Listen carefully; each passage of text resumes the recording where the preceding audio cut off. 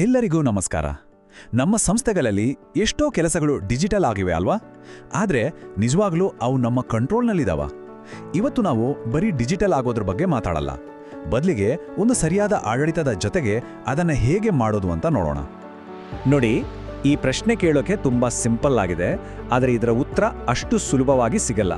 ಯಾಕಂದ್ರೆ ಬಹಳಷ್ಟು ಸಂಸ್ಥೆಗಳಿಗೆ ತಮ್ಮ ದಿನನಿತ್ಯದ ಕೆಲಸಗಳಲ್ಲಿ ಆಕ್ಚುಲಿ ಏನ್ ನಡೀತಿದೆ ಅನ್ನೋದ್ರ ಬಗ್ಗೆ ಒಂದು ಕ್ಲಿಯರ್ ಪಿಕ್ಚರ್ ಇರೋದಿಲ್ಲ. ಇದೇ ಗೊಂದಲ ಇದೆಯಲ್ಲ, ಎಷ್ಟೋ ಸಮಸ್ಯೆಗಳಿಗೆ ಇದೇ ಮೂಲ ಕಾರಣ. ಹಾಗಾದ್ರೆ ಇವತ್ತಿನ ನಮ್ಮ ಚರ್ಚೆಯ ರೂಪುರೇಷೆ ಹೀಗಿದೆ. ಮೊದಲು ಈ ಕಾರ್ಯಾಚರಣೆಯ ರಿಸ್ಕ್ಗಳು ಯಾವುವು ಅಂತ ನೋಡೋಣ. ಆಮೇಲೆ ಇದಕ್ಕೊಂದು ಹೊಸ ಕಂಟ್ರೋಲ್ ಸಿಸ್ಟಮ್ ಬಗ್ಗೆ ತಿಳ್ಕೊಳ್ಳೋಣ.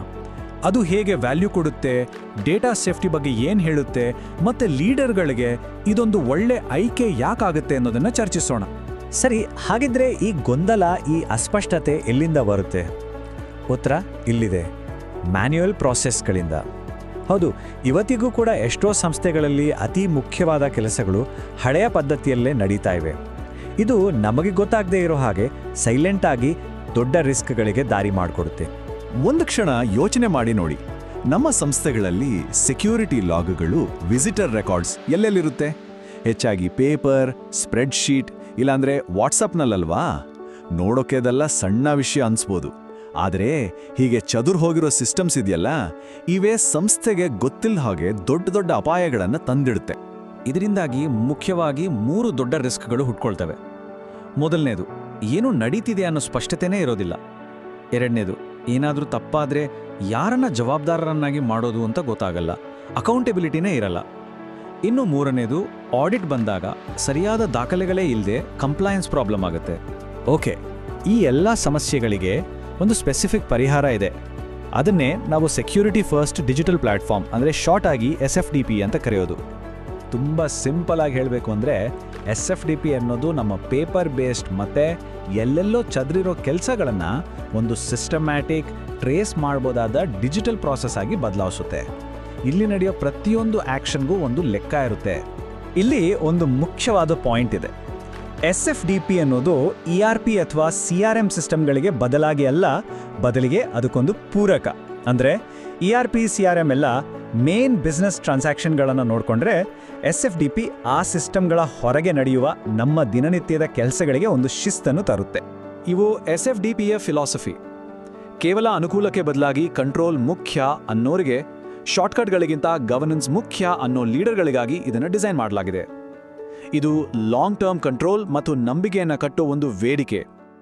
ಸರಿ, ಇಲ್ಲಿಯವರೆಗೆ ಥಿಯರಿ ಆಯಿತು. ಈಗ SFDPಯ ನಿಜವಾದ ಪವರ್ ಏನು ಅಂತ ನೋಡೋಣ. ಇದರ ಫೀಚರ್ಗಳು ರಿಯಲ್ ವರ್ಲ್ಡ್ನಲ್ಲಿ ಹೇಗೆ ವ್ಯಾಲ್ಯೂ ಕ್ರಿಯೇಟ್ ಮಾಡುತ್ತೆ ಅಂತ ಒಂದೊಂದಾಗಿ ನೋಡೋಣ ಬನ್ನಿ. ಮೊದಲೇ ಮತ್ತು ಅತ್ಯಂತ ಪವರ್ಫುಲ್ ಫೀಚರ್ ಡಿಜಿಟಲ್ ರಿಜಿಸ್ಟರ್ಸ್. ಇದು ಸಂಸ್ಥೆಲಿರೋ ಯಾವುದೇ ಪೇಪರ್ ರಿಜಿಸ್ಟರ್ನು ಡಿಜಿಟಲ್ ಆಗಿ ಬದಲಾಯಿಸುತ್ತೆ. ಇಲ್ಲಿ ಎಂಟ್ರಿ ಮಾಡೋ ಪ್ರತಿಯೊಂದು ವಿಷಯವೂ ಬರೀ ಡೇಟಾ ಆಗಿ ಉಳಿಯಲ್ಲ, ಬದಲಿಗೆ ಅದೊಂದು ಪುರಾವೆ, ಒಂದು ಎವಿಡೆನ್ಸ್ ಆಗುತ್ತೆ. ಇದರ ಬೆನಿಫಿಟ್ಸ್ ಅಷ್ಟಿಷ್ಟಲ್ಲ. ಪ್ರತಿಯೊಂದು ಎಂಟ್ರಿಗೂ ಟೈಮ್ ಸ್ಟ್ಯಾಂಪ್ ಮತ್ತು ಜಿಯೋ ಟ್ಯಾಗ್ ಇರುತ್ತೆ. ಅಂದರೆ ಎಲ್ಲಿ ಯಾವಾಗ ಕೆಲಸ ಆಯಿತು ಅನ್ನೋದು ಪಕ್ಕಾ ಗೊತ್ತಾಗುತ್ತೆ. ಜೊತೆಗೆ ಫೋಟೋ, ವಿಡಿಯೋ ಪ್ರೂಫ್ ಅಟ್ಯಾಚ್ ಮಾಡ್ಬೋದು. OTP verification, approval work flow ಇವೆಲ್ಲ ಸೇರಿ ಊಹೆಗಳನ್ನು ತೆಗೆದುಹಾಕಿ ಪ್ರೂವ್ ಮಾಡ್ಬೋದಾದ ಫ್ಯಾಕ್ಟ್ಸ್ ಕೊಡುತ್ತೆ. ಮುಂದಿನ ಇಂಪಾರ್ಟೆಂಟ್ ಫೀಚರ್ ವಿಸಿಟರ್ ಮ್ಯಾನೇಜ್ಮೆಂಟ್. ಇದು ಕೇವಲ ವಿಸಿಟರ್ಸ್ ಬಂದು ಹೋಗೋಕ್ಕೆ ಅನುಕೂಲ ಮಾಡಿಕೊಡೋದಷ್ಟೇ ಅಲ್ಲ, ಇದು ಸಂಸ್ಥೆಯ ಎಂಟ್ರೆನ್ಸ್ ಗೇಟ್ನಲ್ಲೇ ಕಂಟ್ರೋಲ್ ಮತ್ತು ಸೆಕ್ಯೂರಿಟಿಯನ್ನು ಸ್ಥಾಪಿಸೋ ಒಂದು ಟೂಲ್. ಇದರಿಂದ ಯಾರು ಬರ್ತಿದ್ದಾರೆ, ಯಾವಾಗ ಬಂದರು, ಯಾಕೆ ಬಂದರು ಅನ್ನೋದು ನಿಖರವಾಗಿ ರೆಕಾರ್ಡ್ ಆಗುತ್ತೆ. ವಿಸಿಟರ್ ಬಂದ ತಕ್ಷಣ ಹೋಸ್ಟ್ಗೆ ಆಟೋಮ್ಯಾಟಿಕ್ ನೋಟಿಫಿಕೇಶನ್ ಹೋಗುತ್ತೆ. ಅಷ್ಟೇ ಅಲ್ಲ, QR code based digital gate ಪಾಸ್ಗಳು ಎಂಟ್ರಿಯನ್ನು ಸ್ಮೂತ್ ಮತ್ತು ಸೆಕ್ಯೂರ್ ಮಾಡುತ್ತೆ. ಈಗ ಒಂದು ಬಹಳ ಇಂಟ್ರೆಸ್ಟಿಂಗ್ ಫೀಚರ್ ನೋಡೋಣ. ನಮ್ಮ ಆಪರೇಷನ್ಗಳನ್ನು ನೇರವಾಗಿ ಕಸ್ಟಮರ್ ಫೀಡ್ಬ್ಯಾಕಿಗೆ ಲಿಂಕ್ ಮಾಡೋದು. SFDP ನೆಟ್ ಪ್ರಮೋಟರ್ ಸ್ಕೋರ್ ಅಂದರೆ NPS ಅನ್ನು ವಿಸಿಟರ್ ಸಿಸ್ಟಮ್ ಜೊತೆ ಇಂಟಿಗ್ರೇಟ್ ಮಾಡುತ್ತೆ.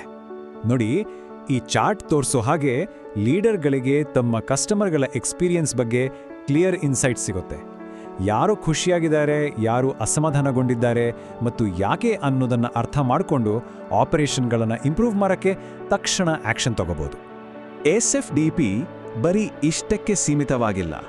ಸ್ಟಾಫ್ ಅಟೆಂಡೆನ್ಸ್, ಸರ್ವಿಸ್ ರಿಕ್ವೆಸ್ಟ್ಗಳು, ಲಾಜಿಸ್ಟಿಕ್ಸ್ ಟ್ರ್ಯಾಕಿಂಗ್ ಅಷ್ಟೇ ಅಲ್ಲ, QR ಕೋಡ್ಗಳನ್ನು ಕಂಟ್ರೋಲ್ಡ್ ಆಗಿ ಬಳಸೋಕೆ QR ಸ್ಟುಡಿಯೋ ಹೀಗೆ ಪ್ರತಿಯೊಂದು ಫೀಚರ್ ಕೂಡ ಆಪರೇಷನ್ಗಳಲ್ಲಿ ಡಿಸಿಪ್ಲಿನ್ ಮತ್ತೆ ಅಕೌಂಟಬಿಲಿಟಿ ತರೋಕೆ ಡಿಸೈನ್ ಮಾಡಿರೋದು.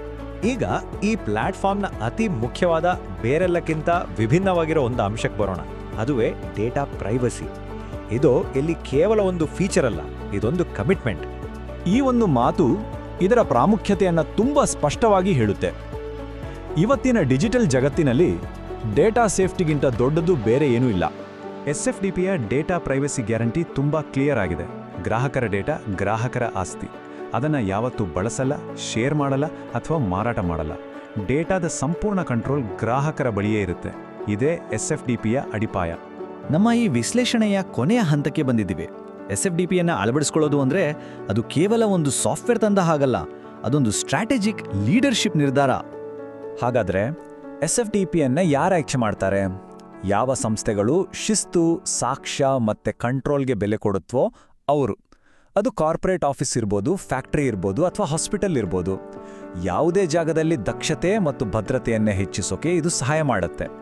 ಹಾಗಾದರೆ ಇದರಿಂದ ಕಲಿಬೇಕಾದ ಕೊನೆಯ ಪಾಠವೇನು? SFDP ಅನ್ನೋದು ಕೇವಲ ಫ್ಯಾನ್ಸಿಯಾದ ಆಟೋಮೇಷನ್ ಬಗ್ಗೆ ಅಲ್ಲ. ಅದಕ್ಕಿಂತ ಮುಖ್ಯವಾಗಿ ಇದು ನಮ್ಮ ದಿನನಿತ್ಯದ ಕೆಲಸಗಳಿಗೆ ಶಿಸ್ತನ್ನು ತಂದುಕೊಡುತ್ತೆ. ಅದು ಕೂಡ ಸೇಫ್ ಆಗಿ ಮತ್ತು ಜವಾಬ್ದಾರಿಯುತವಾಗಿ. ಈ ವಿಶ್ಲೇಷಣೆಯನ್ನು ಒಂದು ಮುಖ್ಯವಾದ ಪ್ರಶ್ನೆಯೊಂದಿಗೆ ಮುಗಿಸೋಣ. ನಮ್ಮ ಸಂಸ್ಥೆಯ ಸ್ಥಿರತೆ ಊಹೆಗಳ ಮೇಲೆ ನಿಂತಿದೆಯೋ ಅಥವಾ ಸಾಕ್ಷ್ಯದ ಮೇಲೆ ನಿಂತಿದೆಯೋ? ಯಾಕಂದ್ರೆ ಒಂದು ಮಾತು ನೆನಪಿರ್ಲಿ, ಸಾಕ್ಷ್ಯಾಧಾರಿತ ನಿರ್ಧಾರಗಳೇ ದೀರ್ಘಕಾಲದ ಯಶಸ್ಸಿನ ನಿಜವಾದ ಅಡಿಪಾಯ.